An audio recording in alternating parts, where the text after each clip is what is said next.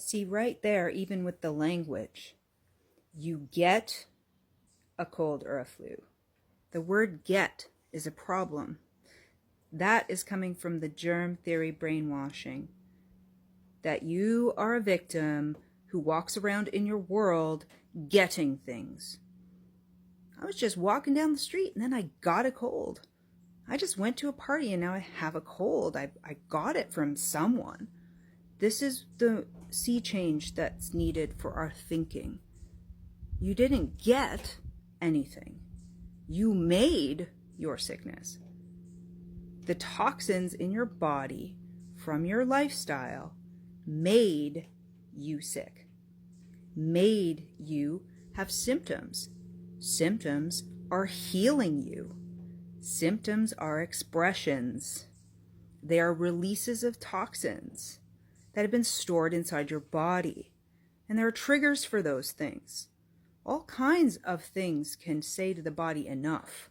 You go to a party, eat a bunch of junk, drink a bunch of alcohol, stay up late. Next day, you have a stuffy nose or a sore throat.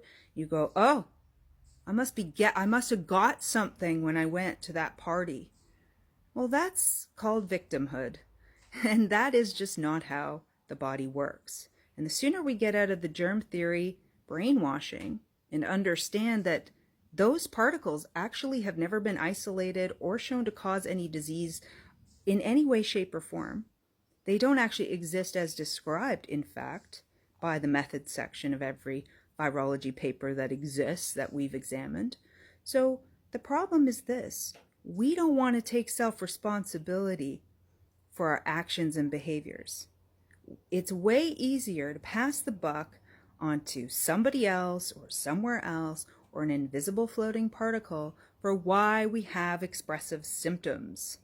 And the way we speak, the way we assume is part of this issue. So we need to change the word I got it, or I'm getting it, or I acquired it from someone else, or it's this, I'm blaming this particle for why I'm sick.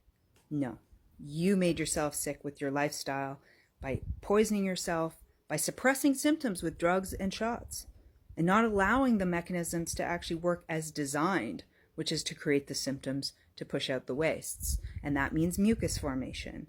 All the symptoms that you associate with a cold or a flu is actually a healing process of your body to rebalance it and to remove all the garbage that you've been putting inside your body, whether it's from negative thinking, emotional trauma, the poor diet. All of those things matter, and they accumulate inside of you.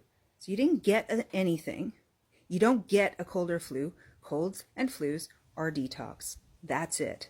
So this nonsense has to end, really. It has to stop, because it's just pushing forward these ideas that somehow magically we collect a particle, like some sort of, bacteria, some sort of living particle is like hurting us randomly. It doesn't happen. That's not reality. What real is our behaviors and actions create consequences.